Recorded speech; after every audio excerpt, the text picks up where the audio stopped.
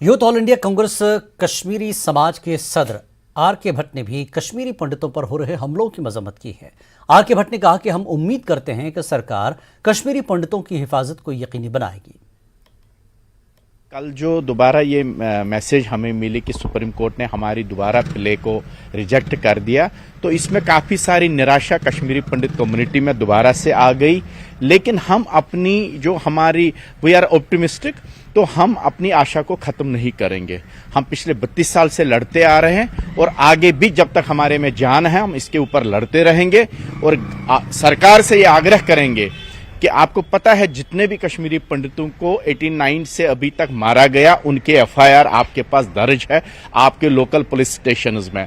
Government चाहे तो कोई भी तरीका अपना के, उनके पास बहुत सारे तरीके होते हैं। अगर वो किसी भी रिटायर्ड सुप्रीम कोर्ट के जज के अंडर एक कमेटी गठित करे और वो कमेटी को ये जिम्मेदारी दी जाए कि फैक्ट फाइंडिंग्स के रिपोर्ट सबमिट करे, और सरकार के हाथ में ये सब कुछ है। आज हम आशावादी है आज की सरकार से। हम जरूर चाहते हैं मोदी जी की सरकार कश्मीरी पंडितों को जस्टिस दे दे। जो जेनोसाइड हमारे साथ हुआ, pre migration even after migration, उसका जस्टिस हमें मिलना चाहिए, ताकि ह्यूमैनिटी को आप जस्टिस दे देंगे। 7 लाख कश्मीरी पंडित को तभी जस्टिस मिलेगा जो लोगों ने हमें मारा, जब उनके खिलाफ आप ऐसी कार्रवाई करेंगे, ताकि हमें मिलेगा कि जिन लोगों ने भी कश्मीर में अपनी जान दी, अपनी शहादतें दी, आज भी इस मुल्क में उन लोगों के प्रति भावना है और उनको जस्टिस जरूर मिलेगा। यही हम अनुरोध करते हैं आज की सरकार से।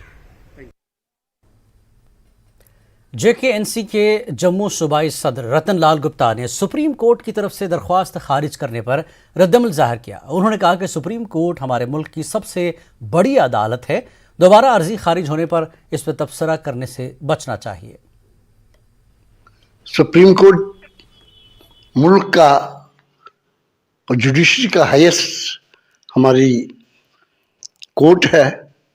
उन्होंने जो फैसला किया वो तो हम सब मानते हैं उसको, और उन्होंने फैक्ट्स फिगर सब लिए होंगे, तो हम तो समझते हैं कि कोर्ट ने जो फैसला किया है हम सबको वो मानना चाहिए। अगर किसी को कोई दिक्कत हो तो और 50 रास्ते हैं, लेकिन कोर्ट के फैसले को अगर आप कहें तो मैं समझता हूँ कि कोर्ट का फैसला हमारे लिए सर्वोपरि है और मुल्क का हाईएस्ट जुडिशरी कोर्ट है हमारी, हम तो वो मानेंगे, उसमें कोई टिप्पणी करने की जरूरत नहीं है। मैं समझता हूँ कि अगर कोर्ट ने 2 बार एक किसी चीज को वो रिजेक्ट किया है तो उस पर टिप्पणी करें तो मुनासिब नहीं रहेगा। जम्मू म्यूनिसिपल कॉरपोरेशन ने जम्मू में एक एंटी करप्शन रैली का इनेकाद किया। ये रैली परेड ग्राउंड जम्मू से शुरू होकर शहर के मुख्तलिफ हिस्सों से होती हुई महाराजा हरि सिंह पार्क जम्मू पर इख्तिताम पज़ीर हुई। मेयर जीएमसी राजेंद्र शर्मा, ताजर तंजीमों के नुमाइंदों और सैकड़ों तलबा ने रैली में शिरकत की।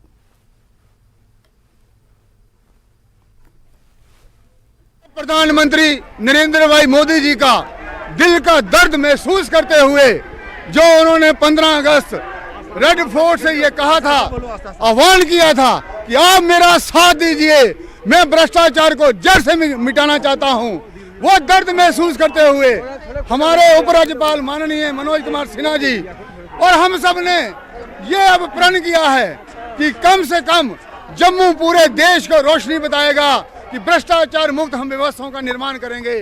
और उसके लिए आज जम्मू का युवा सड़कों पर उतरा है।